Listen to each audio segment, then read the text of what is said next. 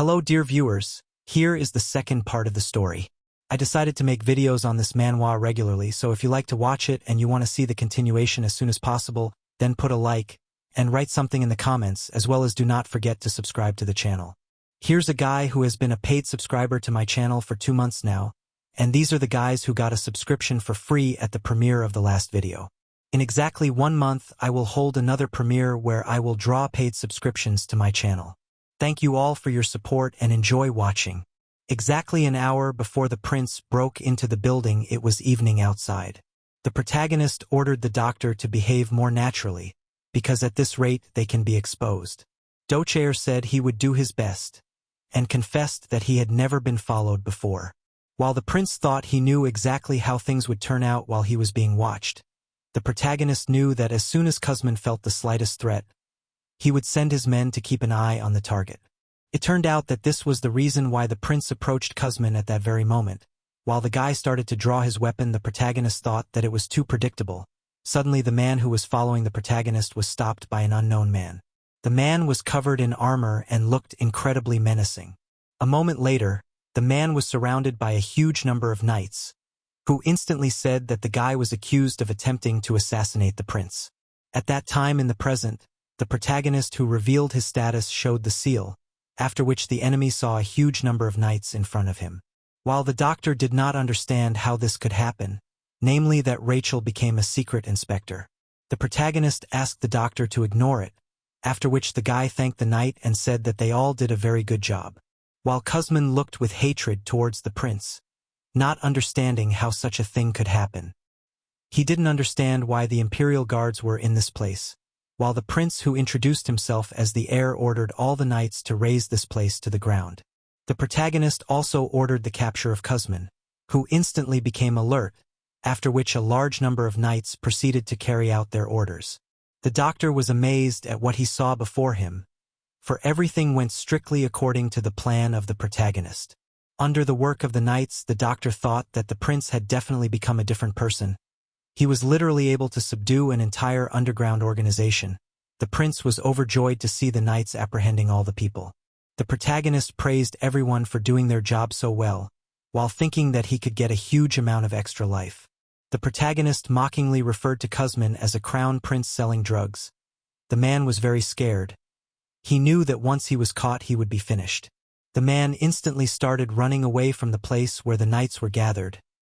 He didn't understand how such a brat could be a real crown prince. And he didn't understand why he needed Damien.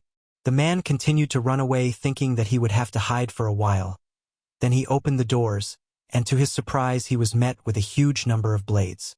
Kman didn't understand how the knights ended up in this place, while the protagonist gloated, saying that he knew Kman was headed to this very place. It turned out that he and the doctor were betting, and the prince won a small amount of money. Kman didn't understand what was going on and how he should act in this situation, while Rachel suggested that the man didn't expect such a thing and couldn't imagine how it all turned out. The protagonist stated that people do have to pay for medicine, and he also stated that he hates it when people don't pay for medicine. The man didn't understand what the prince was talking about, which is why the protagonist wanted to know the price Damien owed. Kman stood there and said nothing. His fists clenched and began to shake with anger when he heard the protagonist's words that the man was at fault for refusing to make a fair deal. Kman headed with his weapon towards the protagonist with hatred in his eyes and a bright desire to kill him. Suddenly the man's face was instantly hit with an incredibly fast fist, causing him to drop his weapon to the ground and fall instantly from the concussion. The man tried to cover his nose, which was bleeding. The knight said that the man had better not get up from now on, while the enemy himself seemed to be up to something not good. It turns out that in his mouth was a strange capsule. After that he instantly bite this capsule. He thought that exactly in 5 seconds this capsule will explode. After that should start poisonous gas, which easily paralyzes people. He thought that the knights may die while he spit out the capsule in time and can survive in this situation. He also anticipated the moment when he could personally cut off the crown prince's head. Kman thought that this was the perfect plan for him to win this battle. In his mind he started counting down the time until the capsule would explode. Suddenly a hand covered the man's mouth, which instantly caused surprise on his face, while the prince with a frantic face assumed that Kman was very insistently trying to spit something out. The protagonist smiled while there was an explosion in the man's mouth, after which the man fell to the ground as the paralysis began to progress rapidly, and at this rate he would lose consciousness in a few minutes. The man began to pull the antidote from his clothes, as suddenly the hand of the protagonist instantly followed in the same place, and the hands of the prince was a vial of antidote to the poison, which took in Kman. The protagonist assumed that the man was dying of curiosity, for he appeared to know a great deal. The protagonist opened the vial of antidote and said that he would not say where he got the information from. The man's face was clearly horrified. He seemed to realize that at this rate he would just die, while the protagonist with a smile on his face began to absorb the contents of the bottle, depriving the man of the last chance to get rid of the poison.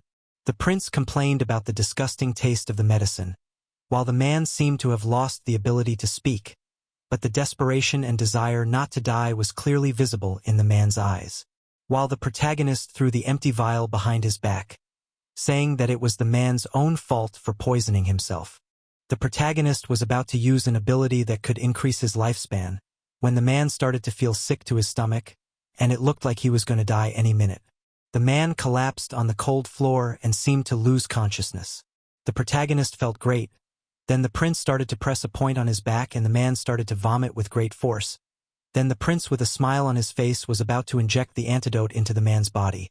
As a result he started to channel the mana liquid through his fingers, while Kman was in great pain which caused him to lose consciousness. Through this procedure the protagonist increased the life expectancy of this man by 21 years. The protagonist's life expectancy increased by 4 days which made the prince rejoice. The protagonist ordered the knights to arrest this man, and now the protagonist was going to take what he came to this place for.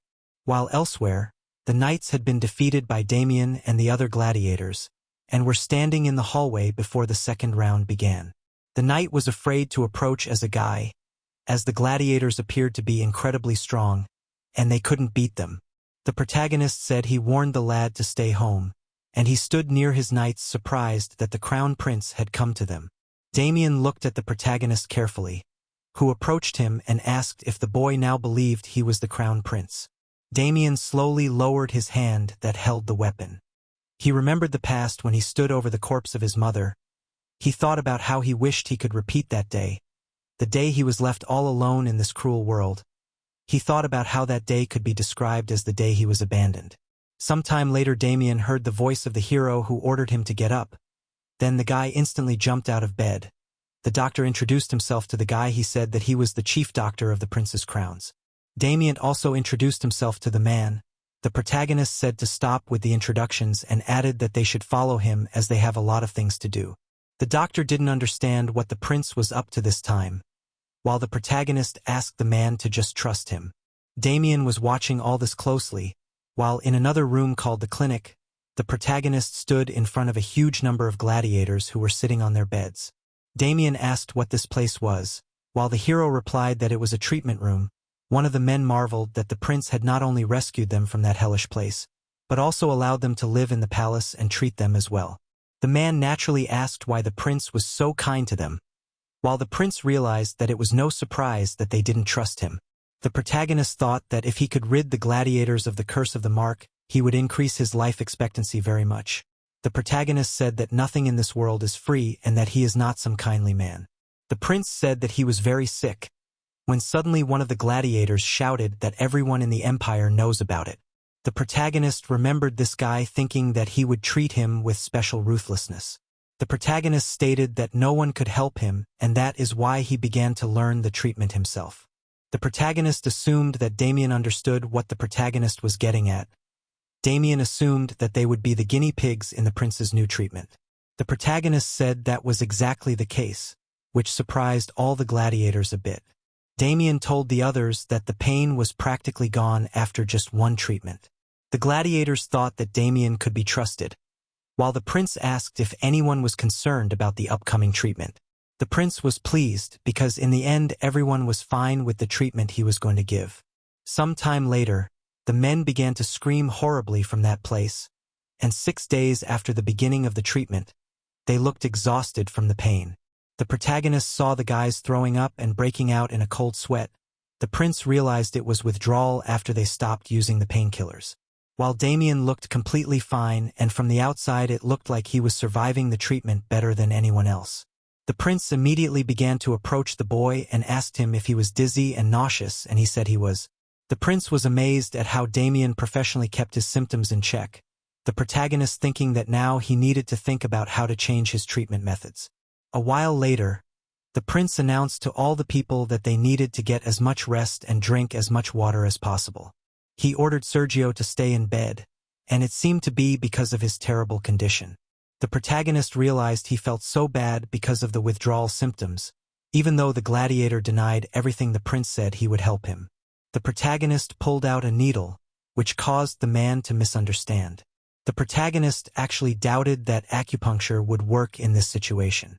The protagonist realized that because the man had been taking medication for the longest time it would be difficult, so he started with a point on his leg. Then the man's body started to move, and suddenly his hand went towards the prince. Then the man pounced on the protagonist and grabbed his neck. The protagonist didn't understand what was happening while the gladiator continued to strangle him. The man continued to violently strangle the protagonist, who could not say a word because the man had not a joke force, as suddenly the gladiator began to lose consciousness, after which the prince finally freed himself from the man. It turned out that the hero was helped by Damien, who asked if the prince was okay, and the protagonist said that he was fine and grabbed the guy's hand. The protagonist was well aware that this was due to withdrawal, specifically cramps all over his body due to minimal stimulation. The protagonist assumed that even a small amount of stimulation felt to the man like a sword thrust. The protagonist was well aware that he needed thinner needles to deal with this problem. The protagonist carefully read the letter he received from the blacksmith. It turned out that he was able to create a needle as thick as a thread, but he wasn't sure if he could create several of them in the same way. He also wrote that he wasn't capable of it because he wasn't a dwarven craftsman, which made the protagonist angry. The prince had no idea what to do or how to deal with the physical condition of the patients. The system notified the protagonist that the organs were feeling negative due to the stress the hero was under. The heart seemed to want to give some sort of clue, while the lungs also said that they really needed help. The system notified the protagonist that he had received a guide on how he could use the points. It turned out the guy could summon monsters. The cost of summoning the first monster was 300 points, and the total on the hero's balance was 500. The protagonist said that he needed a creature that would be able to create many thin needles. Then the system accepted the protagonist's request and several boxes appeared in front of him. The first candidate was a happy grunting creature, the second was a steel creator, and the third was a hedgehog. It turned out that only one of the options could fulfill the request by 100%, the other could fulfill the request by 50%, and the third could not fulfill the request at all. The protagonist began to reason carefully, as the names of the creatures were really strange. The prince continued to stand in place thinking about who to choose. He stood silently for several hours, so it was already a clear day outside and the guy continued to stand in place without making a choice. The heart was angry and screamed that the main character finally chose hedgehog. Then the prince did exactly what the heart told him to do. Then the main character started praying that everything would work out as it should. Then the incredibly cute hedgehog jumped into the hands of the main character. He seemed incredibly happy that he was chosen as the first pet. It turned out that the size of the hedgehog could be changed by feeding it seeds. Red seeds made the pet huge for 12 hours. Blue seeds made it tiny. The ability of the hedgehog were endless prickles, as well as the dispersal of prickly chestnut, as well as he could shoot a needle and the pain depended on the color of the needle. The protagonist instantly asked if the pet would mind if he borrowed a needle from him, whereupon he asked the hedgehog to give him a white, brown, and black needle. The lad instantly tried using the white needle and there was practically no pain in using it. The brown one caused quite a lot of pain, while the black needle looked very ominous, and the hero did not risk trying it on himself. The protagonist glowed with joy and said that the hedgehog was just a great pet that suited him perfectly. A while later, the doctor didn't understand what the prince was doing now and what was that creature on his shoulder. The protagonist introduced his new pet, and when asked why he needed a hedgehog, he started making up some nonsense. The prince then began to walk away saying that the doctor could get the details from the pet itself, while the doctor assumed that the creature was a ghostly monster. The doctor remembered that their ancestor Lloyd had such monsters. They were incredibly rare in their world, but if they chose an owner they would serve him to the end. He looked towards the prince and had no idea how he had gotten his hands on this pet. Some time later, the man began to beg the protagonist for forgiveness, and said that he should pay for his transgression with his life. The protagonist said that the man didn't need to worry because his reaction was normal, and then asked if the man felt any pain, but he didn't understand what the prince was talking about. It turned out that the prince had already stuck a few needles in the man's arm and he didn't even notice it. The prince was very pleased with the effectiveness of the white needles, after which the protagonist proceeded to give acupuncture to all the gladiators. The protagonist was able to gain a full 80 days of life after completing the treatment, and his ability level increased to 1 to 1950. The protagonist was shining with happiness as he now had more time to live. As Daman squeezed his hand, he didn't understand what they had done that would make the crown prince so happy that he had cured them. The protagonist decided to finish with the gladiators, but looking at all these happy people, an idea arose in his mind that made a smile begin to appear on his face. At that time in the palace, the emperor was holding a mug of tea. The man wanted to give the emperor a report on the king prince. It turned out that the gladiators got a job as bodyguards of the prince's crowns, which aroused the king's interest.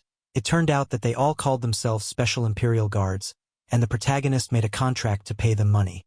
The king thought deeply about what his son had been able to do, because in the past he had only been lying in bed due to illness. The emperor began to smile as his son was becoming more and more interesting.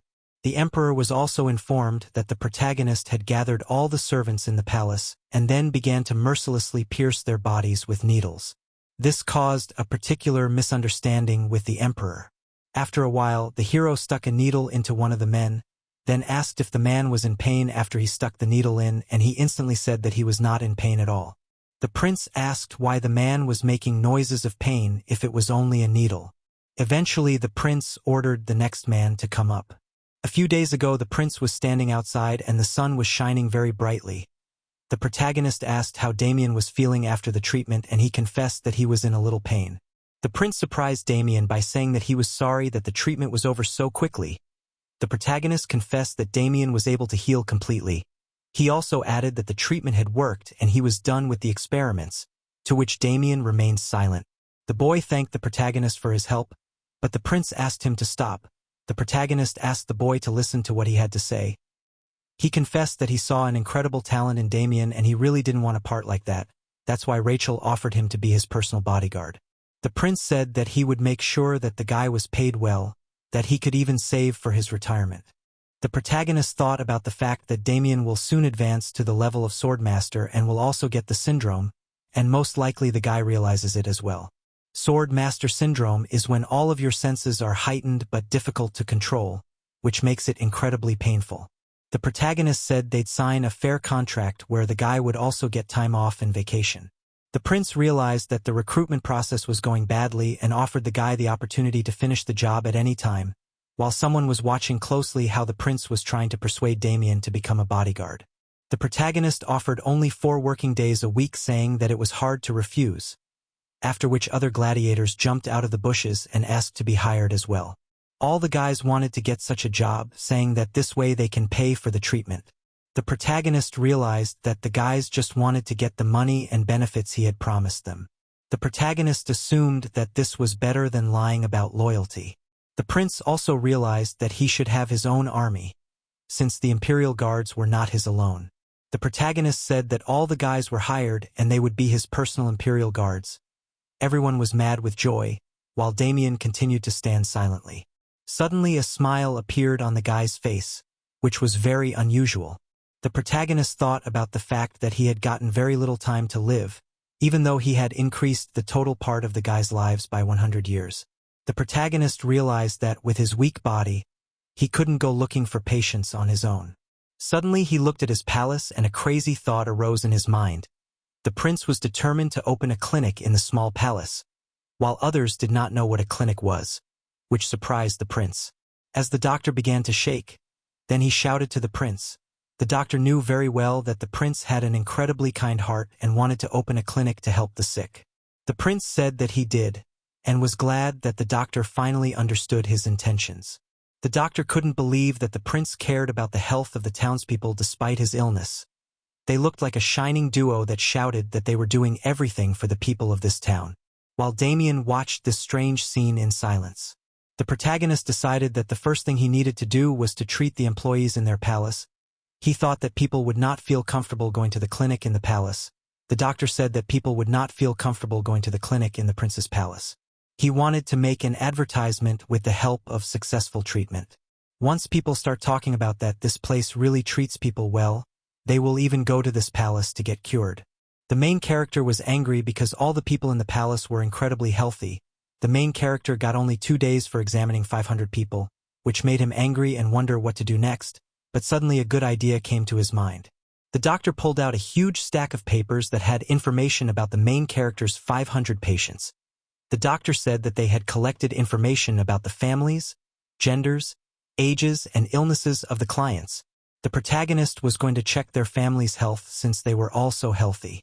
The guy assumed that there would be at least one person with a serious illness, so he started looking through a huge amount of information, but even after a huge amount of time he still couldn't find even one suitable patient. The prince didn't understand why this was happening. Everyone was simply healthy, and there were only 10 pages left. Suddenly Daman said that he was disappointed with the prince, which caused him to misunderstand. He assumed that for the guy patients are just weapons. The protagonist didn't understand what the guy was talking about, and the guy confessed that it felt like he was looking for people on the verge of death, which was the real truth that hit the protagonist right in the chest. The doctor said that the guy had no right to be so impertinent and also assumed that the prince definitely had a plan. The protagonist thanked the doctor for defending him, but also added that the guy wasn't entirely wrong, which made the doctor apologize to the prince. The guy started talking about how the prince was too strict. After all, the doctor had stood up for him, and then the doctor started complaining that Daman was too rough on the prince. The protagonist threw them out of his office, because in the end they were just annoying him. The protagonist began to examine the last pages. Suddenly the protagonist began to read about the brother of a servant, who was often shivering, also from the mouth of the guy was foaming, as if he was possessed by a demon. Also the doctors could not do anything, as well as the priests. The prince was incredibly glad, for this was exactly the patient he needed. The girl brought her little brother with her, and began to introduce the little brother, while the boy himself seemed shy and uncomfortable. The prince said hello to the boy, who immediately said hello in return. The hero allowed the boy to call him simply Rachel, thinking that the child was very much worried, because it was the first time in the palace. The protagonist seemed to know a great way to cheer up the young patient. Then he took out a handkerchief from his pocket, which he held out in front of the boy. Suddenly a candy appeared in place of the handkerchief, which instantly caused amazement and delight in the eyes of the little guy. The prince in turn held out the candy and said that it was his gift. Suddenly the boy began to worry very much, and his face completely changed. The prince asked what happened, and the boy confessed that the prince is not allowed to touch him. The boy sincerely believed that he was cursed by a spirit, and did not want anyone to get infected.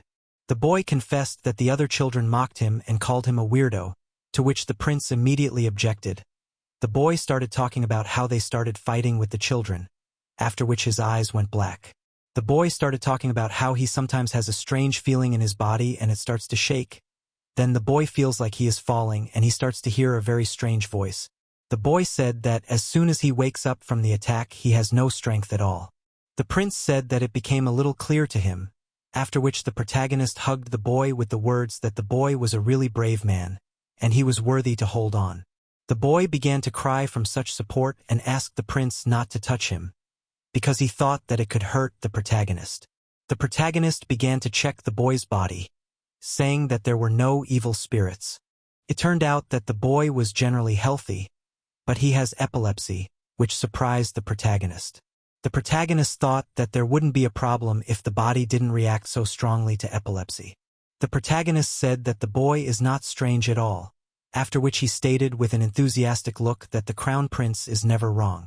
The protagonist cannot find the cause of the epilepsy. Suddenly the boy turned to the protagonist that threw him out of his thoughts. It turned out the boy had an epileptic attack and seemed to be quite ill. The prince didn't understand why the seizure had started right away. While others were genuinely worried about the kid, Daman grabbed his blade. The doctor was screaming that the boy was indeed possessed by an evil spirit, and Daman was screaming for the prince to get away from the kid. The protagonist started to get angry at his subordinates because it was really a harmless boy who needed help. The prince instantly asked the guys to stop this circus and then said that the illness was not related to an evil spirit and the boy was just sick and needed to be protected. The boys saw the main character ordering them to bring a pillow, after which the boy continued to shake even though he was on the pillow. The doctor said that the boy had foam from his mouth and suggested that he should wipe it off with his finger. The main character said that they should not do that, because now the boy's muscles were moving randomly and he could bite and even swallow the towel. Everyone listened to the prince's words that they should just wait until the boy's seizure was over, while the protagonist noticed a very strange thing. It turned out that the boy's body was somehow emanating mana and he could feel it perfectly. The protagonist thought that with his powers he would be able to find the true cause of this disease. Then the prince touched the boy's body with his hand and began to infuse his mana. Then in front of the protagonist's face there were a lot of strange mana flows that were not controlled at all. The protagonist continued his search while making assumptions. Rahel's heart was very heavy as he was using a lot of mana, but this didn't stop him, and he continued his journey as he came across the boy's brain, which was glowing very brightly. The prince was now completely sure that the matter was in the vagus nerve. The main character was surprised because it was in it there was a false signal that caused a seizure in the brain and in the whole body. The protagonist ordered a blanket to be brought, as the boy needed to rest. The protagonist with his last strength told the boys not to make noise and not to make a commotion. After that the protagonist lost consciousness and fell to the ground. The guy kept falling deeper and deeper into his sleep, happy that he found the reason and will be able to help the boy. A while later it was night outside. While Rahel opened his eyes, the protagonist didn't feel quite right, but assumed his mana core had improved. Damien startled the prince by being around, and he said that the boy had slept for half a whole day. The hero asked how the boy was doing now, and it turned out he had recently woken up too, but he was completely exhausted. The protagonist said that it is normal that the boy has no strength because he had a very strong attack. The protagonist thought that mana was much better than all modern medical technology, because he was so easily able to find out the cause of the disease. The protagonist began to move thinking that he needed to use nerve stimulation to treat the boy. Damien didn't understand where the prince wanted to go in the middle of the night, while the protagonist put on his jacket, then announced that he was going to head out to be struck by lightning. Meanwhile, the guards were guarding some building. As soon as they noticed the people, they got ready to fight and asked who they were. Suddenly, the guard's face changed completely when he saw the identities of the people. The protagonist asked them to escort him to Mr. Xanatis' chambers, and they all headed to their destination. They arrived and an incredibly beautiful door appeared in front of the protagonist, after which he burst into the mage's chambers without shame or conscience, which took him by surprise. The mage's butler was shocked that it turned out to be a prince, and did not understand why he came. The protagonist immediately apologized for such a sudden visit, and also said that he had a request. The prince asked the palace mage to hit him with lightning magic right in the back, and with an incredibly harmless face. It seemed the mage didn't quite understand what was going on right now. The king had summoned the mage the day before and told him that Rachel had changed a lot and was doing whatever he wanted. The emperor had also told him that the prince might be doing something stupid and that he was worried about it. While the magician thought that all people act stupid when it comes to their children.